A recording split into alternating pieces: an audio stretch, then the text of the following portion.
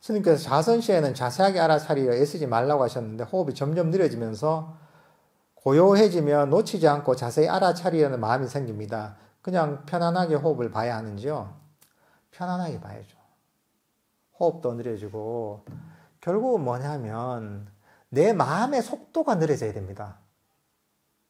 우리가 오해하는 게 뭐냐면 호흡을 못 알아차리는 게 호흡을 내가 자세하게 열심히 뚫어지게 보지 않아서 정신을 안 차려서 집중을 덜해서 못 알아차린다고 생각하는 경우가 많이 있거든요. 그렇지 않습니다. 호흡 명상할 때 호흡을 못 알아차리는 이유가 뭐냐? 내 마음이 달리고 있어서 못 알아차리는 겁니다. 여러분이 요 옆에 산이 있다면 산에 산길이 참 좋습니다. 여기 산책하기 참 좋은 길이에요. 여기에 산길에 여러분이 조깅하시고 열심히 뛰고 있다. 속도를 내서 100m를 한 13초에 달리는 그 정도 속도로 요 길을 엄청 열심히 뛰고 있다. 전력 질주하는 거죠. 그러면 옆에 나무에 뭐가 있는지 보입니까, 이게? 옆에 뭐가 있는지 안 보이죠, 그죠? 슥 지나가 버리는 거예요.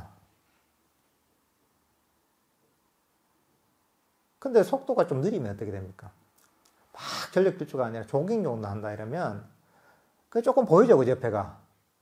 소나무도 보이고 무슨 꽃나무도 보이고, 그죠? 옆에 바위도 조금 보인단 말이죠. 자세하게는 안 보이죠. 근데 여러분이 걸어간다 생각해 보세요. 걸어가면 어떻게 됩니까? 조깅하면 정도 달릴 때보다는 더 잘 보이죠, 그죠? 좀 더 나무도 자세하게 보이고, 나뭇잎도 자세하게 보이고, 꽃잎도 좀 더 자세하게 보이고, 옆에 있는 바위나 돌들도 좀 더 자세하게 보입니다. 근데 그게 아니라 여러분이 다 그 자리에 멈췄다고 생각해 보세요. 그 자리에 멈춰서 다 내가 나뭇잎을 하나 보고 있다고 생각해 보세요. 그대로 보고 있는 거죠. 그럼 어떻겠습니까? 나뭇잎이 아주 자세하게 그 색감이나 질감이나 모양이나 이런 것들이 아주 자세하게 저절로 드러난단 말이죠. 그죠? 가만히 보고 있으면 보이죠, 그게 저절로. 마찬가지입니다, 이게. 우리 마음을 있는 그대로 보지 못한 이유가 뭐냐면 우리 마음이 달리고 있어서 그렇습니다. 호흡을 왜 못 알아차리냐? 내 마음이 끊임없이 움직이고 달리고 있어서 그럽니다. 이 생각, 저 생각, 과거, 미래 왔다 갔다 하는 거예요, 이게. 마음이 가만히 있지 못하고 달리고 있으니까 호흡이 제대로 안 알아차리는 겁니다. 내 마음이 멈추면 저절로 알아차립니다. 그러니까 그런 식의 방향입니다, 이게. 그러니까 내가 애쓸 필요가 없는 거예요.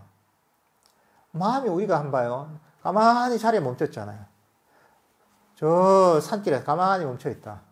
내가 바위를 보고 싶으면 바위로 고개만 돌리면 바위가 보이죠, 그죠?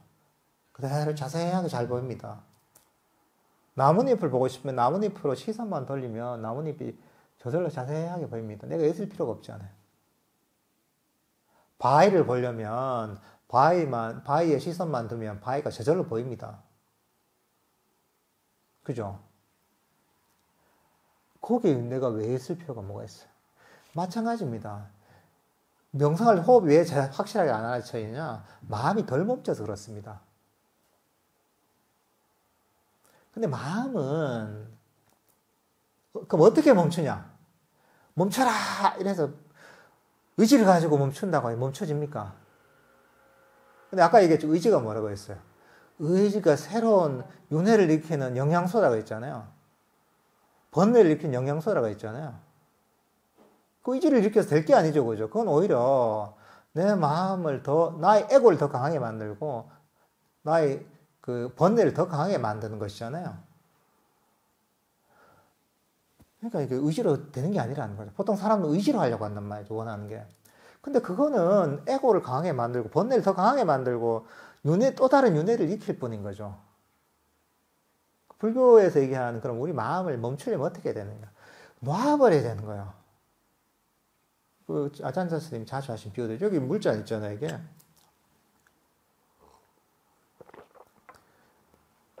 물잔 속에 이게 물을 멈추려면 어떻게 됩니까?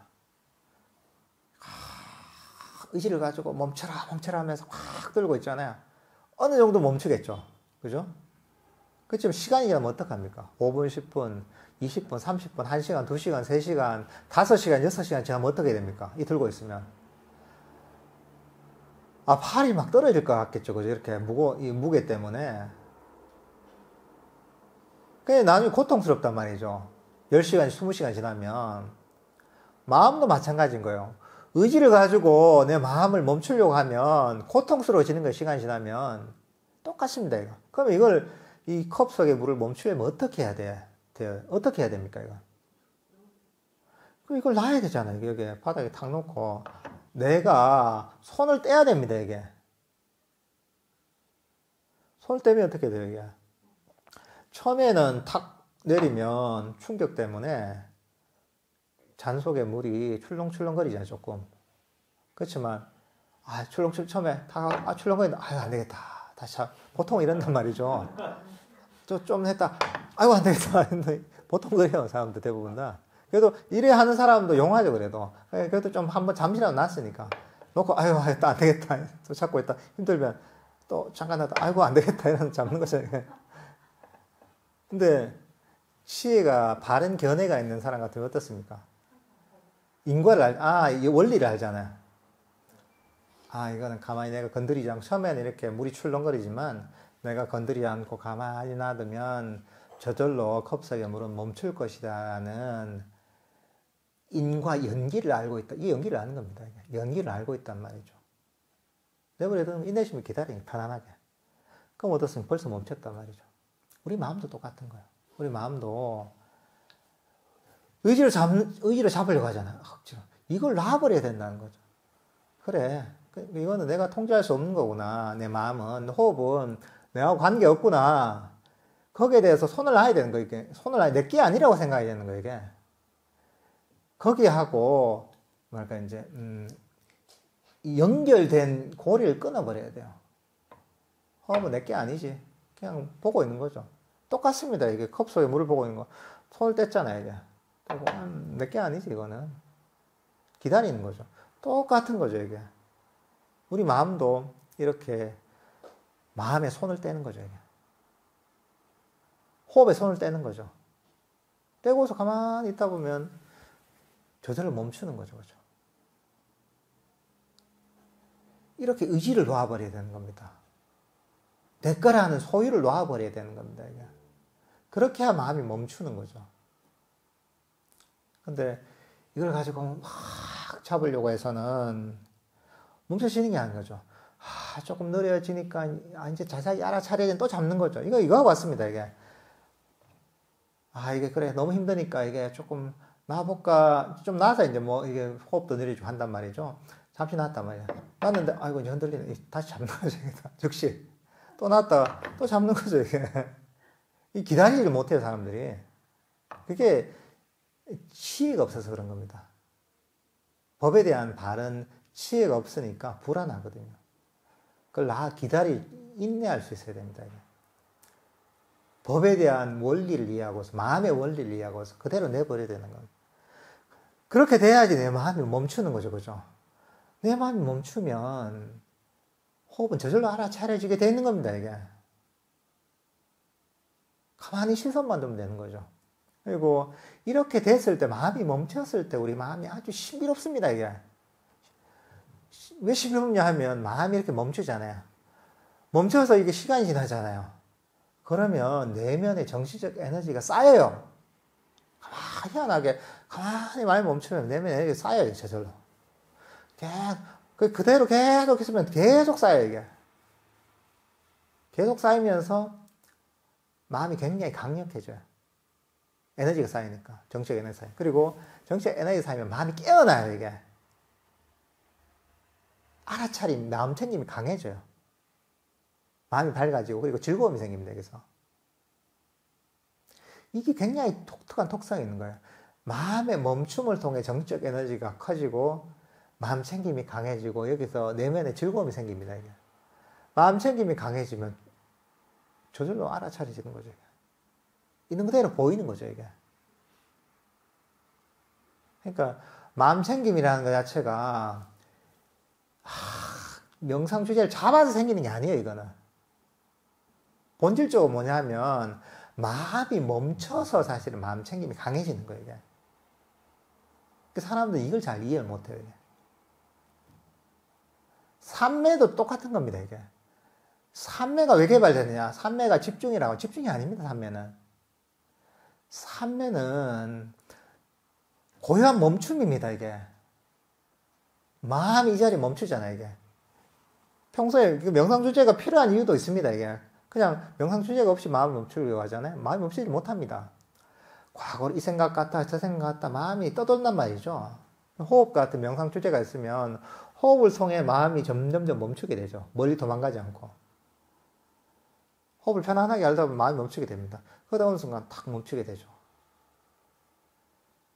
그러다가 이제 정적 에너지가 충전이 되고, 마음 챙김이 강해지고, 기쁨이 생기면, 이게 강력해지면 이게 삼매에 드는 겁니다, 이게. 그래서 삼매를 정의하자면, 주의 깊은 고요한 멈춤이라고 할 수가 있습니다. 깨어있으면서, 마음이 그대로 부동하게 멈춰있는 상태죠, 이게.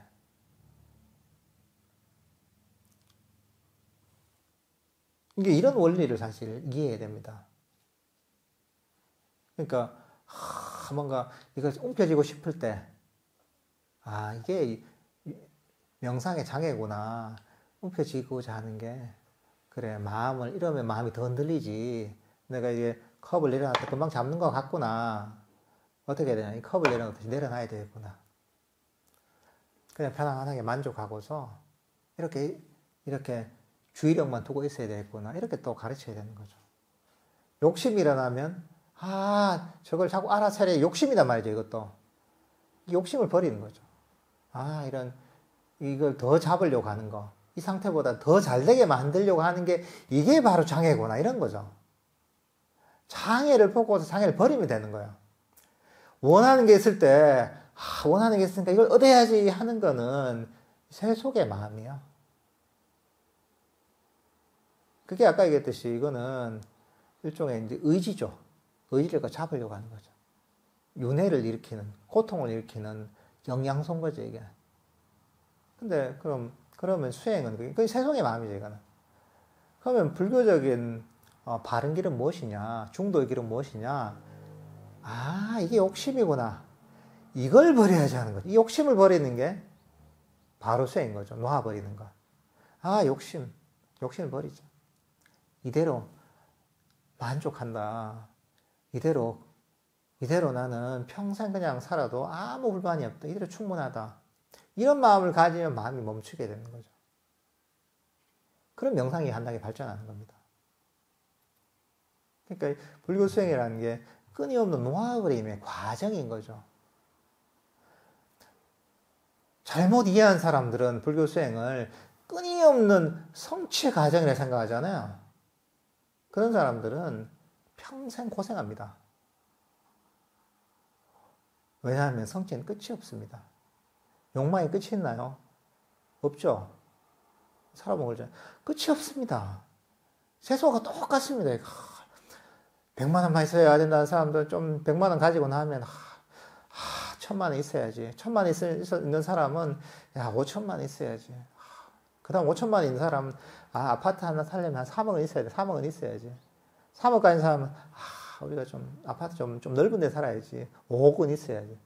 끝이 없단 말이죠, 인간 욕망. 그리고 정규직원 됐으니까 애들이 공부만 잘했으면 이제 살만한데, 남편이 술만 덜 마셨으면 다른 게 괜찮아. 건강만 했으면 어디 욕구가 끝이 없습니다, 이게. 죽을 때까지 그렇습니다, 이게. 그것이나 수행을 하면서 호흡 명상 조금만 더 잘 됐으면, 삼매를 얻었으면, 조금만 더 내가 다리도 안 아프고 더 오래 앉았으면, 니미따만 봤으면, 선정에만 들었으면, 수다원과가 됐으면, 그 세속적 돈을 욕망하는 거나, 명상의 어떤 경지를 욕망하는 거나, 똑같습니다. 다르지 않습니다. 마음 쓰는 게 똑같은 거예요, 이게. 마음 쓰는 게 똑같기 때문에 그런 마음을 쓰면 어떻게 됩니까? 괴로움이 오는 거예요, 이게. 가래잖아요, 이게. 가래를 일으키는 거. 고통의 원인 가래를 일으키니까, 그러니까 그거는 당연히 괴로움이 생기는 거죠, 이게. 그러니까 이런 어떤 원리를 이해하고 바른 견해를 가져야지 우리가 그 명상을 해서 부처님께서 얘기하신 이익을 얻을 수가 있습니다. 근데 그걸 정확하게 이해 못하고 그냥 평소에 하던 대로 하잖아요. 아무 소용 없습니다, 그게. 이걸 잘 이해해야 됩니다. 선업 중에 무거운 선업이 무엇입니까? 그 중에서도 열반 상태 잠시라도 머물기는 어떤 수준의 수행을 말하는 것이요. 오늘 얘기했던 게 다 이게 선업을 닦는 겁니다. 십선법 있죠. 이런 것들 선업을 닦는 겁니다, 이게. 또 우리가 명상을 하는 거 있죠. 이게 다 선업을 닦는 거죠. 선법을 닦는 거죠. 그 열반에 이르는가 하는 것은 지금 이 총체적인 거 우리가 팔정도를 닦고 사성제를 이해하고 금방 네 가지 영양소를 이해해서 이런 것들을 버리고 이런 것들이 보면 다 선법을 닦는 거죠. 한 가지만 가지고 이루어지는 거 아닙니다. 그래서 부처님께서도 계정의 사망을 얘기하잖아요. 그러니까 뭐 십선법 이런 거 뭐 계의 측면이 좀 강하죠, 그죠? 그다음 그 삼매를 닦는 것도 있어야 되고 치예를 닦는 것도 있어야 됩니다. 이게. 뭐 이걸 사성제에 대한 이해 또는 팔정도를 실천하는 것이라고 얘기해도 됩니다. 이게. 이것들을 총체적으로 닦아야지 한 가지만 닦아서 되는 게 아닙니다. 이게. 한 가지만 닦고 나머지 안 닦는 이게 안 됩니다. 이게. 그러니까 우리가 불교 수행을 얘기할 때 팔정도를 두루 닦아야 되는 겁니다. 계정의 사막을 빠짐없이 잘 닦아야 되는 겁니다. 그렇게 해야지 제대로 그 방향을 잡아서 명상이 발전해서 궁극적으로는 열반에 이르는 겁니다. 한 번에 되는 방법은 없죠. 이런 것을 통해서 탐진치를 점점 소멸시키고 그러니까 마음을 점점 개발해서 궁극적으로 우리가 열반에 이르게 되는 것이죠. 이게. 어떤 한 가지 요것만 해서 이런 생각만 바꿔서 되는 게 아니죠. 이게. 그러니까 이 불교 수행이라는 건 점진적 과정입니다. 한 번에 이루어지는 게 아닙니다.